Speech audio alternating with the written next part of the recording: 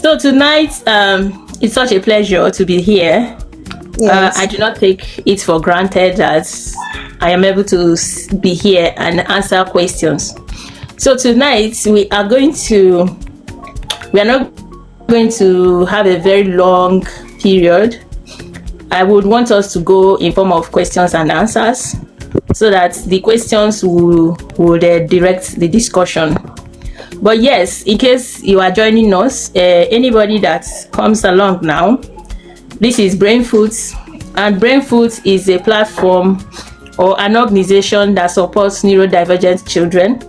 In our last session, we talked about what neurodivergent people are, the spectrum, what it covers, and then we also talked about how to identify them, the kind of nutrients deficiencies that they may have.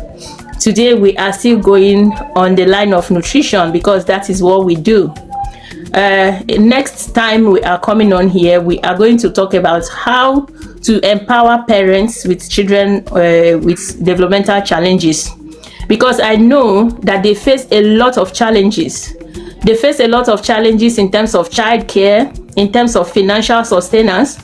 Somewhere like Nigeria, for instance, many families cannot even afford the therapies because there is no subsidy. There is nobody that is paying anything for them. They have to pay for therapy. Many of them have to pay for school fees. They have to pay for therapy. They have to pay for health care. They have to pay for everything. And a lot of families are really breaking under the weight. So on this platform, we say that for families with special needs children, we are not just telling you the food they should or should not eat. We are not just teaching you the nutrition. We are also teaching you the things you can do from the comfort of your own home to be able to earn good income to support your child. Because as much as you would love to support your child, without the finances, you may as well not just be doing enough. You will see yourself, groaning under the pains of your child's problem, but there's nothing you can do. So on this platform, I have had experience of where I see that a family needs recommendations. They need to modify their children's diet, but the unfortunate thing is that they don't even have the basic food, let alone the modification. I have had to go for consultations where I have to pay for the lunch. I have to buy lunch for that family. It's heartbreaking that a parent should know what to do for their child, but they cannot afford to do it. So on this platform, we are not just informing you about how to cater best for your child. We are also empowering you on how to financially earn to be able to support that child in terms of the financial needs, and not just earning, but earning conveniently. Conveniently in the sense that as a mother or father to a child with special need, there is need that you should be there. You should be there physically, financially, and psychologically. So a lot of times we are not there financially, or if we have to be there financially, if we have to be there physically, we cannot afford to be there financially. So what we are saying is that this avenue, this place, this strategy we are going to talk about next week will help you to be there physically, and most importantly, to be also there financially. But today we are still talking about nutrition. And like I said, today's session is going to take a form of questions and answers. So we will be entertaining questions, and through those questions, we will continue to touch on a lot of things that has to do with the dietary needs of individuals living with autism, living with cerebral palsy, living with attention deficit hyperactivity disorder, or any other form of neurodevelopmental challenges. So Temilade, I would like to hear your questions, and let us go on from there. Okay, thank you very much. Thank you. Last session, that was on Tuesday, it was an enlightening one, and it's good to have you here again, Ma, to enlighten us on this session. So, since we are majorly focusing on understanding the nutritional deficiencies in neurodivergent children, so I would like to ask that from a nutritionist point of view, are there specific kind of foods that you recommend that these children eat, and foods that you recommend that they shouldn't eat at all? Really, when we talk about nutrition, our kind of nutrition is the type that we call personalized nutrition. In personalized nutrition, every individual is treated or recommendations are made based on individual needs. Take for instance, someone comes to me now and says my child does not sleep at night. Okay, let me just say someone comes to me now and says my child is hyperactive. In our practice, you will look at something, you will look at one or two things. When a child is hyperactive, for instance, it can be as a result of two basic things. They are not the only things, but these are the most important ones that I will first of all think in my mind. I won't tell the parents because we are practicing personalized nutrition. So when the parent says my child is hyperactive, I will think is either the child has high yeast overgrowth, or that the child is having what we call opioid effects from the food they are eating. So a child may have opioid effects from the food they are eating and they don't even have yeast overgrowth. So sometimes a child may not have opioid effects from the food they are eating and they have yeast overgrowth. So, and to treat these two things is you don't treat both of them the same way. So if I go ahead and start treating a child that is just having opioid effect as if he has yeast overgrowth, I will be depriving such a child of the varieties of food he or she is supposed to be taking as a child to meet their nutritional requirements. And if I go ahead to treat a child who has yeast overgrowth as if they have opioid effect, I will be killing that child because I will still be feeding that yeast. And the yeast will still be growing, and I will still be, removing whatever could be causing opioid effects, and I'm still feeding the child with the yeast cultivating food. So that is what makes our our practice in brain foods very, very different from what you get out there. Out there, people will tell you, yes, because your child is on the autism spectrum, you should eat this, eat that, eat those. No, we can't do that because several years of experience has shown us that every single person is unique, especially these children on the spectrum.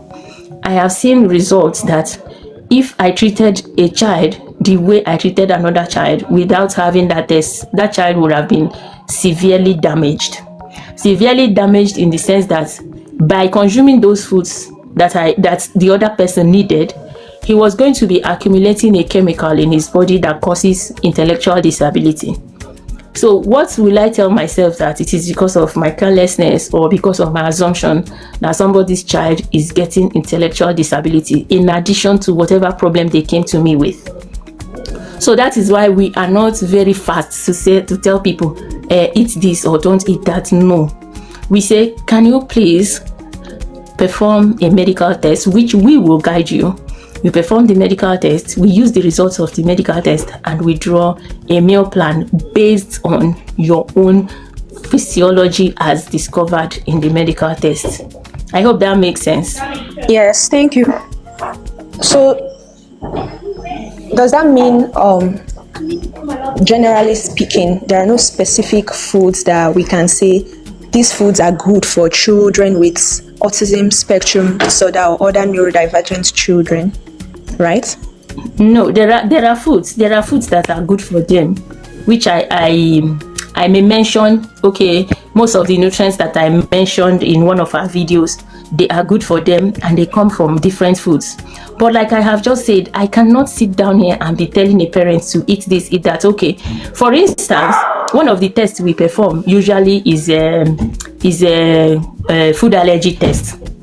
Okay, there is choline. Choline is a very important nutrient that supports brain development in children with autism. And the best source of choline is egg. But I have seen several children testing allergic to egg. Do you understand where I'm coming from? So if a child comes to me and I say, because egg is very good, some parents actually can swear that they started giving their child about 4 eggs a day, and that child started gradually coming out of autism spectrum. So if I have that research under my fingertips, and the parent just comes to me and say, my child is living with autism, what food can you recommend? And I go ahead and tell the parent, just give your child 4 eggs every day. And then we perform organic acid tests. Okay, we perform food allergy tests, and this child is allergic to egg. Do you know that each time the mother gives that child egg, you are worsening the child's condition? Absolutely. Yes. Unless we do what we also do, that even when a child is allergic to certain foods, there are protocols we follow to know whether these are true allergies or if they are just as a result of leaky gut. So what we usually do is that we try and heal the child's gut. By the time we heal the child's gut, we now test whether the child can begin to accept those foods that they were initially allergic to. 80% of the time, you realize that that child was never really allergic to that food, but they needed their gut to heal, because what it meant was that the food was leaking through their gut to go into their blood system. And when the food gets into their blood system, the body sees it as a toxicant.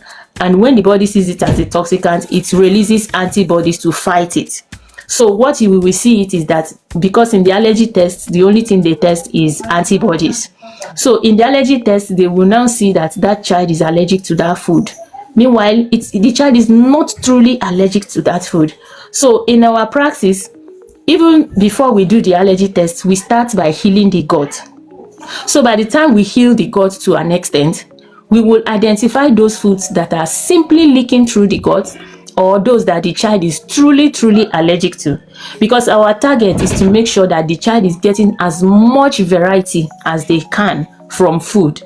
So if you just go ahead and say, yeah, because this child is allergic to this food, don't eat that, that will be depriving the child of many foods they are supposed to be getting, many nutrients they are supposed to be getting. So what we are saying is, we don't just sit down and say you have to eat this or you don't have to eat this. It depends on the child's physiology, which can be revealed by the medical tests we will perform on the child, and then the extent of damage that maybe whatever condition the child has must have caused, or whatever is going on in the child's body. Those are the things that determine the recommendations we make for a particular child. All right, thank you, Ma. So it's actually looking as though nutritional deficiencies could actually be a major issue in children with autism spectrum disorder or other neurodivergent children. So Yes, how do we address this? If this is a challenge in a particular child, how do we address this? Remember last week, I will just give a small recap.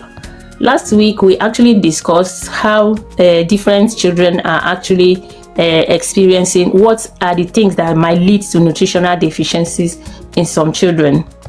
Number one, I'll just go through it again. Number one, we talked about how sensory sensitivities can cause it, meaning that if the child, even if you present the child with food, sometimes they cannot eat it because it doesn't smell right to them, or because it doesn't feel right to them. Some children, when they touch the food and it is not crunchy, they will not eat it.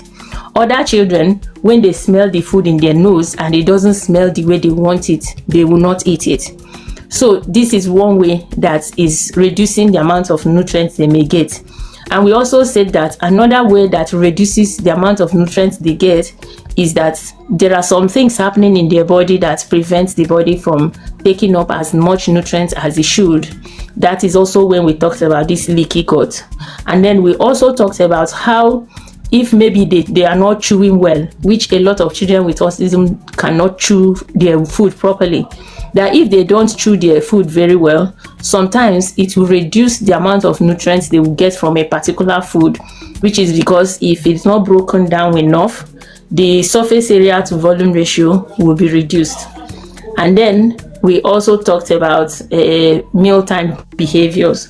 So many of these things are things that are happening that children on the spectrum are not getting as much nutrients as they are supposed to get. Now, this is an issue. That is why a lot of them may be having nutritional deficiencies. And I had a research in UI in 2021. Okay, I did that research in 2019 and then finished it in 2020 because I graduated in 2021. University of Ibadan, right? Yes, UI. So in that research, we found out that more than 40% of children with autism have a condition we call pica. Pica is a situation where children are eating things that are not food. They are stuffing things in their mouth that are not food. It's not like a baby that's brushing, like chewing things to support the teething, but like real grown children eating things like paint, like waterproof, like stone, like iron.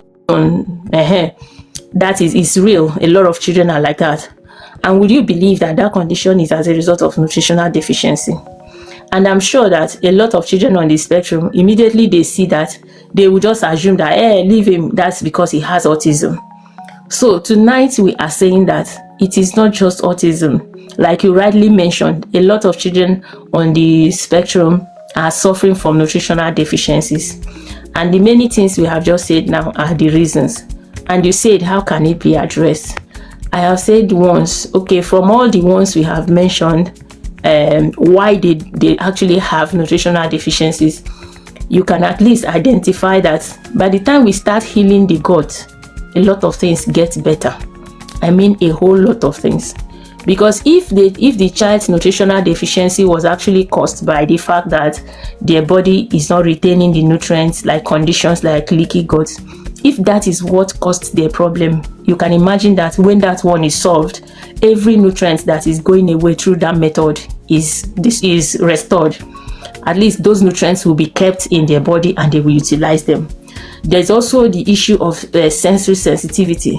What parents can do in that area is that we have realized that when a child is undergoing nutritional intervention, there is always a kind of awakening. The child somehow starts to be more aware of themselves and their environment. A lot of things that were not bothering them, that were bothering them, will stop bothering them. So in those child, you begin to see that even when they are not very familiar with a particular food, they are more eager to accept them. And in doing so, you see that they are already, beginning to incorporate more nutrients into their body. There is also this issue of, when a child is a picky eater. So the picky eater is that the child will eat some things and refuse to eat some things. So when a child is a picky eater, usually when we undergo our gut restoration protocol, it's automatic. Automatically, the child begins to accept more things. And that is because through that gut healing protocol, the parents are already covertly introducing new nutrients into their food. They introduce nutrients into their food in form of soups. They introduce nutrients into their food in form of bone broth. They introduce new nutrients into their food in some of supplements. Because like when we talked about a child that is not chewing, what we understand by that process is that the energy that is needed for the chewing is not present. And by the time we support a child to build more energy through the use of supporting their mitochondria, remember last week we said children with mitochondrial dysfunction are the ones that find it difficult to chew their food. So if we now help a child to support their mitochondria and they are able to use their muscles better, you realize that the nutrients that child was losing in terms of not being able to chew food is now being restored. So such a child will now start being able to chew their food, and that means more nutrients into their body. So in all of this I've said now, I'm sure you have identified several ways that a child that is not feeding well can be supported, that the several ways that we support a child that is not feeding well. I hope I've been able to answer your question to an extent. Absolutely, yes. So just in case some people might be wondering, are there particular nutrients that most of these children are deficient in? Are there common nutrients? Yes. Like nutrient deficiencies across this spectrum. Are there specific nutrient deficiencies? Yes, there are nutrient deficiencies are mostly common in form of vitamin B12 and folate. That is why even a school of thought believe that some of their problems are caused by the impact of these nutritional deficiencies, because these two nutrients in their pure form supply methyl to the methylation cycle. It is that methylation cycle that helps the body to detoxify substances. And because many of these children cannot detoxify substances. It is believed that that is why environmental assault was able to lead to their condition. Because if you ask 80% of the parents, they will tell you that my child was born normal, and then when she's around 18 months, 20 months, 2 years, she stopped listening to her name. She stopped answering us. She stopped saying the things she has been saying before. That is what a lot of parents will tell you. And this is because this child was assaulted by environmental toxicity. So, and this environmental assault is because that system that removes toxins from the body are not very effective in their body, and that is why those toxins were able to accumulate and cause problem in their system. So that methyl group of vitamins, they can be said that a lot of children on the autism spectrum have deficiency of them. And what are they? They are two major ones, which is the folate and the vitamin B12. That's two of the ones we talked about. You don't get these ones in the market, you are just looking for them. That's why we have selected them specifically, the kind of nutrients, that the form that you need to give it to them. We have selected them and put them in our shop, in the link in our bio, not on our TikTok shop. So on these ones, what it does is that it will go and strengthen that methylation cycle. Mind you, this particular nutrient have other forms of it that these children are not supposed to be taking. Even though their body is deficient in it, when you give it to them, you'll be damaging their body. Take, for instance, the folate. A child on the autism spectrum needs folate like they need blood. In fact, a lot of parents think that they recover their children just by supplying them with good quantities of folate. But if you give this child that folate in another form, which is folic acid, if you give this child folic acid instead of folate, you'll be damaging that child. Why? Because that child, by virtue of their body system, will not be able to break down that folate, that folic acid. And it is not just that they did not break it down and the folic acid goes out. No, the folic acid will not go out. The folic acid will remain in their body and block the pathway of absorption, such that even if you as a parent happen to give them folate from nutrients, from food, from other things, that child will still not be able to absorb it. So it is advised that even if you have not noticed, or if you have noticed that your child has any challenge in terms of neurological condition, please don't give them folic acid. In fact, nobody deserves to be taking folic acid, because sometimes, even though you are not on the autism spectrum, you will not realize if you have that genetic condition or not. So the best thing is, if you must take anything that has to do with vitamin B6, take it as folate. Don't take it as folic acid. And then there is also vitamin B12. A lot of children on the spectrum are deficient in vitamin B12. And the strange thing about this one is that if you test these children, you will see that they have this vitamin B12 in their blood, but they don't have it in their system. Yes, in fact, a lot of them have excess of it in their blood, but their body is not utilizing it. So if you give them this vitamin B12 in form of cyanocobalamin, their body will not be able to break it down. That is why we say give them in form of methylcobalamin. If anybody is looking for where to get methylcobalamin, the right type of the combination, this one that I have in my shop is such that it is made in such a way that it is just as if you are getting the injection, because the injection is usually the beta version, because when you take it by your mouth, the stomach acid can destroy it and you think you are taking supplement, but you are not getting it. So usually when people want to take it, they take it as an injection instead of as supplement.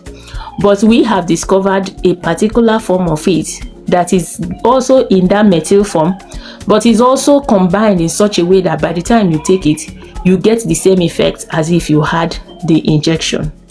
So that's why I always encourage parents in sessions like this, don't just hear that this is good and that is bad and then you just run to the market or run to the internet and start googling, buy this, buy. No, it's always good to consult with a professional. Like all the things I have explained here, it's not something you get from Google. It's not something you just Google and then you get the information. Ray, so what I am encouraging parents is get in touch with professionals, and we will guide you in all of these things. It's important that you know exactly what your child needs, and not just that you're able to get it, but in what form they need it. Because the form with which you give your child on the spectrum a nutritional supplement can make the whole difference. It can either damage the child or restore the child. It's not enough that you are just giving a child supplement. No, you have to give the child supplements in the right form and for the right reasons.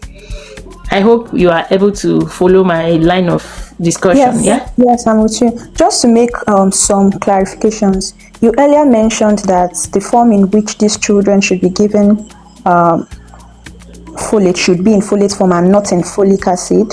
Yeah. So you also mentioned that, I just wanted to make that clarification. Is it just peculiar to these children? Because I was thinking you said for everyone. Yeah.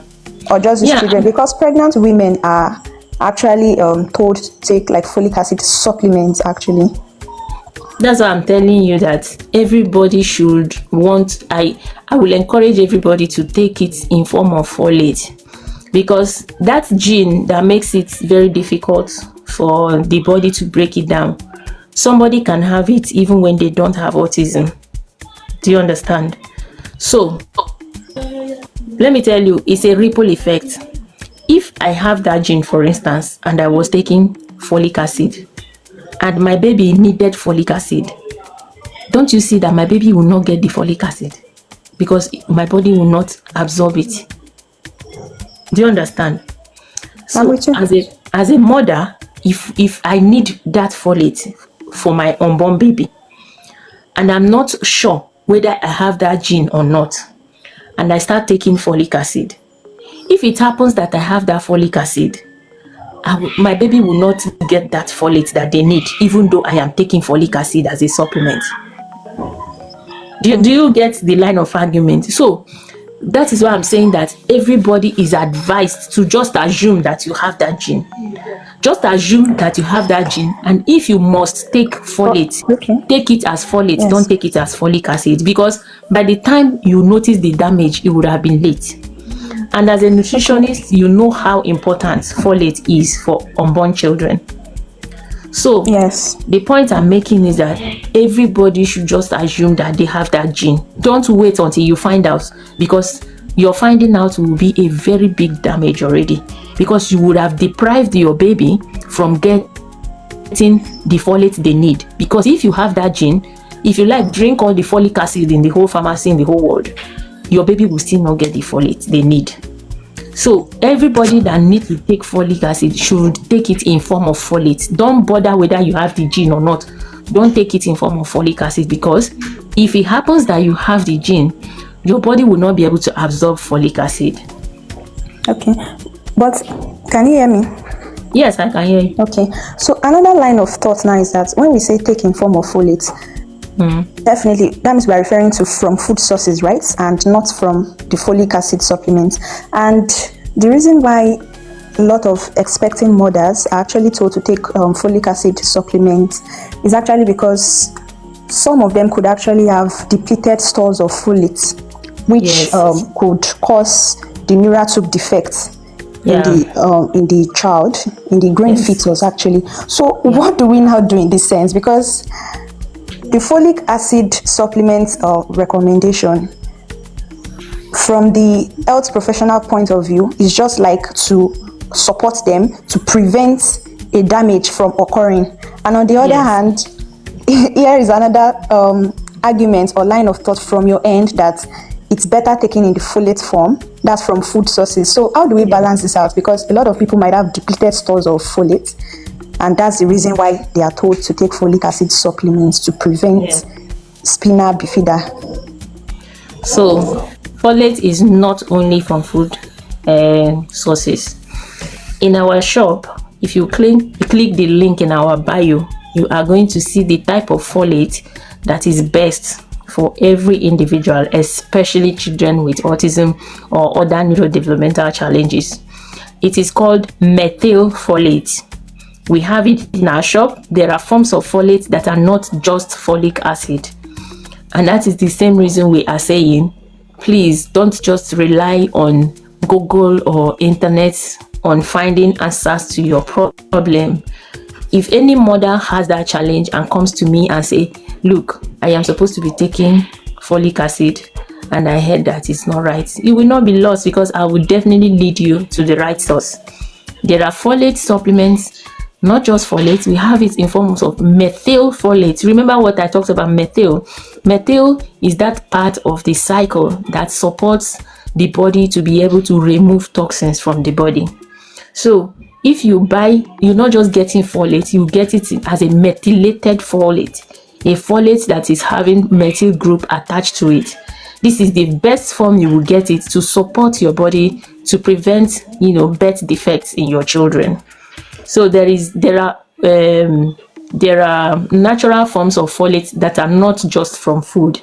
We have supplements that are methylfolate, and one of them, the best that is available, I have selected carefully. They are in our shop. If you click our link in bio, it is not the TikTok shop, it's the link in bio in all our social media platforms. You're going to see that in that place you are going to see the very best forms of all the supplements we recommend for children with autism.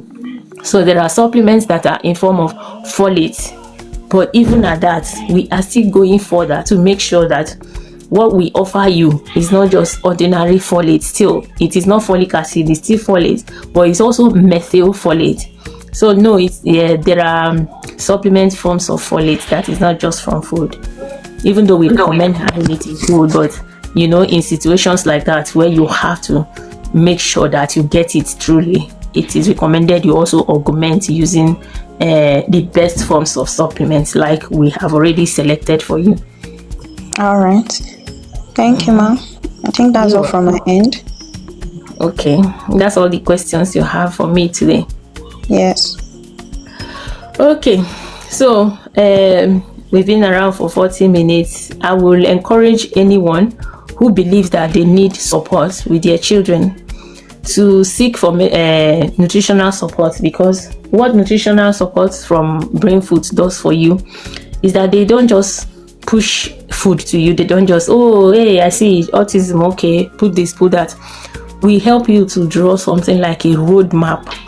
We help you to build a system for your child. We don't just give you meal plan. In fact, for those that have worked with us, meal plan is like the very last thing we give you after we have worked with you to a stage where we know that we already have a map of what your child looks like.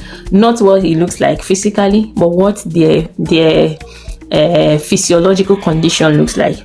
A lot of children will realize that they have some additional needs in terms of their nutrients. There is a test we do that we call organic acid test. A lot of times this organic acid test will help us to identify inborn errors of metabolism in some children. We realize that this child is not utilizing certain nutrients properly, or we realize that this child is such that they cannot even break down certain nutrients. And then using that information, all we need to do is that we remove such food and find an alternative source of that nutrient for that child. A lot of times we also realize other comorbidities that are coexisting in that child. Take for instance a child with autism that their mom is just complaining, this child is not chewing his food, this child is having constipation. On a very good day, you will just be like, okay, make him drink more water, or they will say, oh yeah, be blending his food and all of that. No, this problem is as a result of other things that are happening in their body, which we can use nutrients to support. And believe me, children that are undergoing nutritional intervention, they also do a lot better with their therapists. When a therapist is supporting a child that is eating well, the difference is clear. Sometimes children that are not feeding well, they hardly can sit through a class. So when a therapist is talking, the child is jumping, the child is all over the place. And immediately the child is undergoing nutritional intervention, You can feel a child who can sit and at least listen. How can a child learn if they are not listening? How can a child learn if they can't sit? So tonight we are saying don't hesitate to incorporate nutritional intervention in your support for children with autism, if at all you know that this child would come a long way. Because nutrition is almost like laying the foundation. It's like providing the base.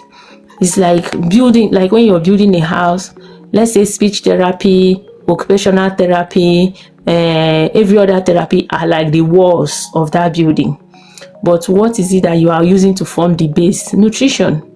It is nutrition that supplies the body with all the raw materials it needs to start supporting the growth and development of that child. So the truth is, Sorry for interrupting. I think yes, we are not live on YouTube. no, I didn't because I'm not in Okay. my house. Okay. So I wasn't able to put it on YouTube. Yeah. Thank you for pointing that out. So nutrition forms the basis of this intervention. Don't worry, I will still put the video on YouTube. All right, no problem. But yeah, it's not going to be a live video anymore. It's just going to be a post. So I think that's all we have for tonight. Let us look forward to Wednesday. On Wednesday, we are going to talk about empowerment. This is nutrition. We have talked about nutrition, but beyond nutrition, a family needs money.